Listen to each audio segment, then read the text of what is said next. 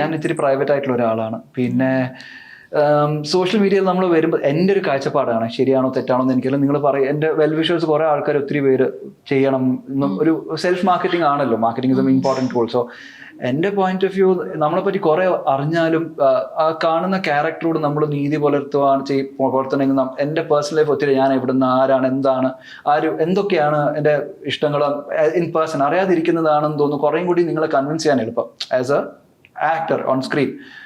So അതുകൊണ്ട് പിന്നെ എനിക്ക് അതിനോട് വലിയ താല്പര്യമില്ല. ഇതിപ്പോൾ ആരോടാണ് സംസാരിക്കുന്നത്, ശരിക്കുള്ള ആളാണോ ചോദിക്കുമ്പോൾ റിപ്ലൈ ചെയ്യുന്നത്. പിന്നെ നമ്മുടെ അത് ഓൾറെഡി ഞാൻ എന്നെ ഓൺ സ്ക്രീനിൽ വിൽക്കുക, ഇനി എൻ്റെ പേഴ്സണൽ ലൈഫും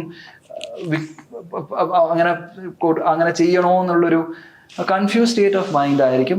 ഇല്ലെങ്കിൽ എനിക്കതിലോട് വലിയ താല്പര്യം ഇല്ലാത്തതുകൊണ്ടായിരിക്കും. പക്ഷെ ആരും പറയുന്നതിൽ അതിൽ പ്ലസ് മൈനസും ഉണ്ട്. അതിൽ പ്ലസ് സൈഡ് ഓബ്വിയസ്ലി നമുക്ക് ഒത്തിരി പേര് റീച്ച് എസ്പെഷ്യലി ഇപ്പോഴത്തെ ഒരു കാലഘട്ടത്തിൽ പല ലാംഗ്വേജിൽ നിന്ന് എൻക്വയറി വരുമ്പോൾ റീച്ച് ഔട്ട് എങ്ങനെയാണ് ചെയ്യാം, നിങ്ങളെ വേണമെങ്കിൽ എളുപ്പത്തിന് നിങ്ങളെ എൻക്വയറീസ് ഒക്കെ വരുന്നത് അങ്ങനെ ആയിരിക്കും.